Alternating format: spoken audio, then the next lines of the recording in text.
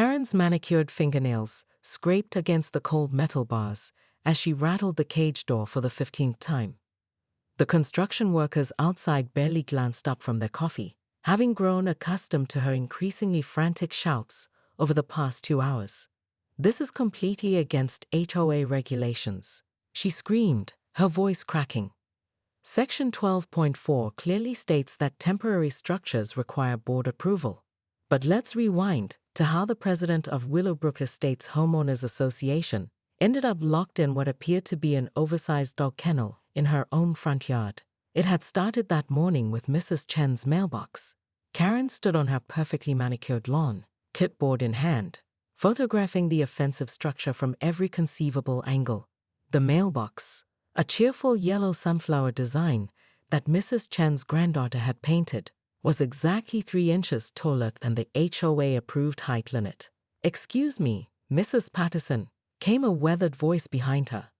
Karen spun around to find Bill Morrison, the neighborhood's elderly handyman, carrying a toolbox. Behind him stood a crew of construction workers she didn't recognize. "It's Ms. Patterson," Karen corrected sharply. "And whatever you're planning to do here requires proper documentation. I'll need to see your permits, insurance certificates, and a detailed work plan." Bill scratched his gray beard. "Well, ma'am, we're just here to install the new mailbox for Mrs. Chen, the one that meets your specifications." "That's not how this works," Karen snapped, pulling out her phone to record. "Every modification requires a 14-day review period and board approval. I'm calling the police."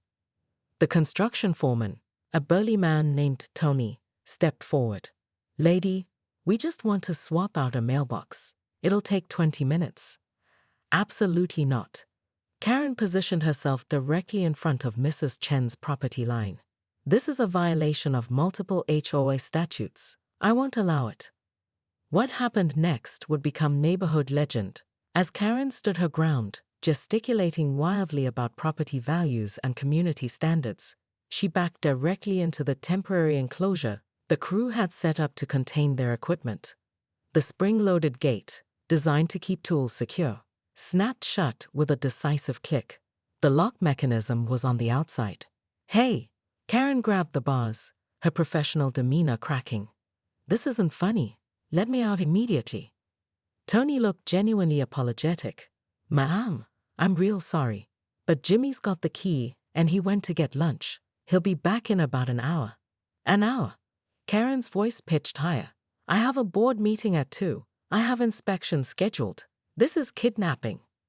Bill couldn't suppress a chuckle.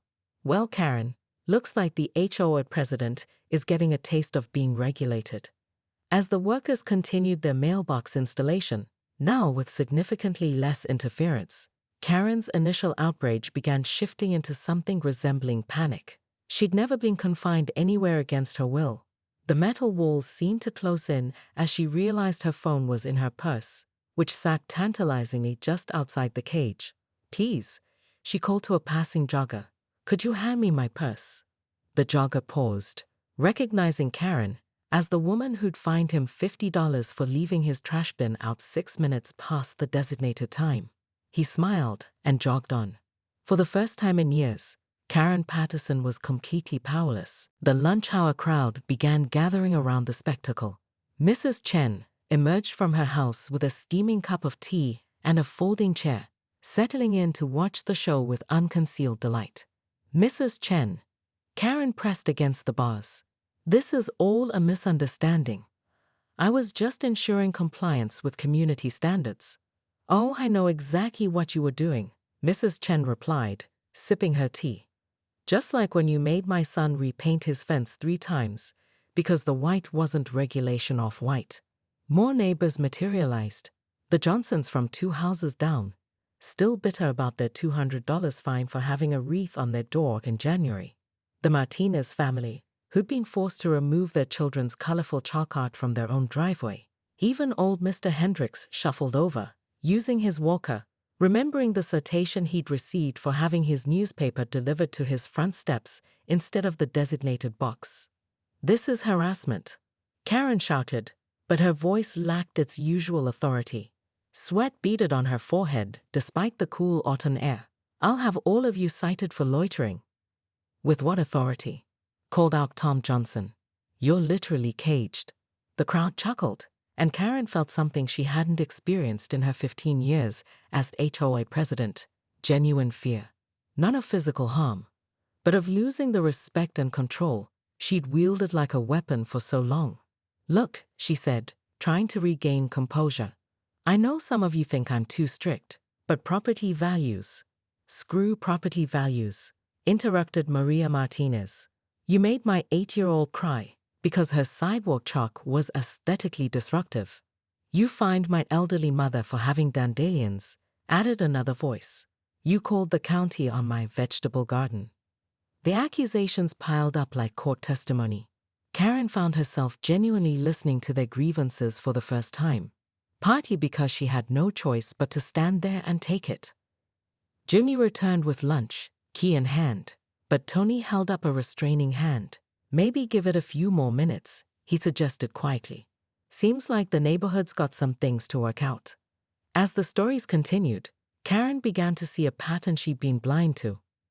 Mrs. Rodriguez, whose wind chimes had been deemed excessive noise pollution, mentioned how those same chimes had been a gift from her deceased husband. The Peterson family had planted those unapproved flowers as part of their daughter's school project on native plants. Each rule violation had a human story behind it, and Karen realized she'd never bothered to listen.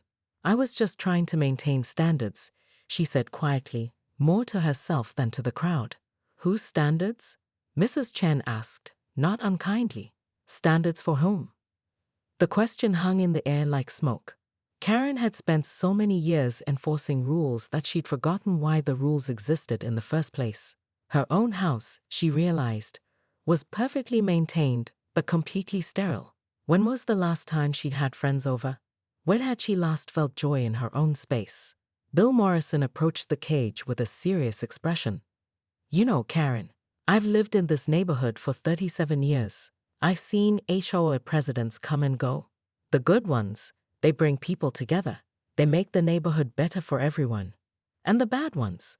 Karen asked, though she feared the answer. "They end up alone," Bill said simply. As the crowd began to disperse, Karen noticed something unexpected. Despite their anger, several neighbors lingered, looking at her with something that might have been concern. Mrs. Chen even offered her a bottle of water through the bars. "Why are you being nice to me?" Karen asked, accepting the water gratefully. Mrs. Chen smiled. "Because even HOA presidents are human beings, and human beings deserve compassion." The words hit Karen harder than any of the accusations had. When had she last shown compassion to anyone in this neighborhood? Jimmy finally approached with the key, but before he could unlock the cage, Karen held up her hand. "Wait," she said. "I need to think about some things." 20 minutes later, Karen emerged from the cage a different person, or perhaps, she thought, the person she'd forgotten how to be. The crowd had thinned, but several neighbors remained, their expressions curious rather than hostile. "I owe you all an apology," Karen said, her voice quieter than anyone had ever heard it. "I've been so focused on rules that I forgot about people." Mrs. Chen stood up from her chair. "Apologies are nice, Karen, but what matters is what you do next." Karen nodded, looking at the newly installed mailbox, the one that was exactly the right height, painted in regulation colors, and completely devoid of the joy that Mrs. Chen's granddaughter had brought to the original. "Your granddaughter," Karen said suddenly. "How old is she?" 8, Mrs. Chen replied cautiously. "Would she like to paint this one too?" We could add an amendment to the mailbox regulations. Something about artistic expression by residents under 12. The suggestion sent a murmur through the remaining crowd. Tom Johnson stepped forward. "You're serious about this?" "I'm serious about a lot of things," Karen said, surprising herself with a small smile.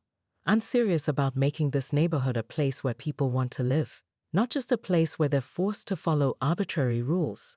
Over the next hour, something remarkable happened. As Karen sat on Mrs. Chen's front steps, something she would have found horrifically inappropriate just that morning, neighbors began sharing not just their complaints, but their ideas. Mrs. Rodriguez suggested a community garden in the unused lot at the end of Maple Street. The Peterson family offered to organize a neighborhood cleanup day. Even surly Mr. Hendricks mentioned that his late wife had always wanted to start a book club. "Wait," said Maria Martinez. "If we're really doing this, can we talk about the Halloween decoration rules? My kids have been planning their yard display for months." Karen felt the familiar urge to cite Regulation 8.7 about seasonal decorations, but she caught herself. What did they have in mind? By evening, Karen had agreed to call an emergency HOA meeting for the following Saturday, not to issue fines or discuss violations, but to vote on what Mrs. Chen had dubbed the Compassion Amendment to their community charter. But as the neighbors dispersed and Karen finally headed home, she couldn't shake the feeling that someone had been watching the entire afternoon's events. A black sedan had been parked across the street for hours, its occupants never emerging. When she glanced back, the car was gone. Inside her pristine house, Karen sat at her kitchen table with a stack of violation notices she'd planned to distribute that week. One by one, she fed them into her paper shredder. The mechanical whirring sound felt oddly therapeutic.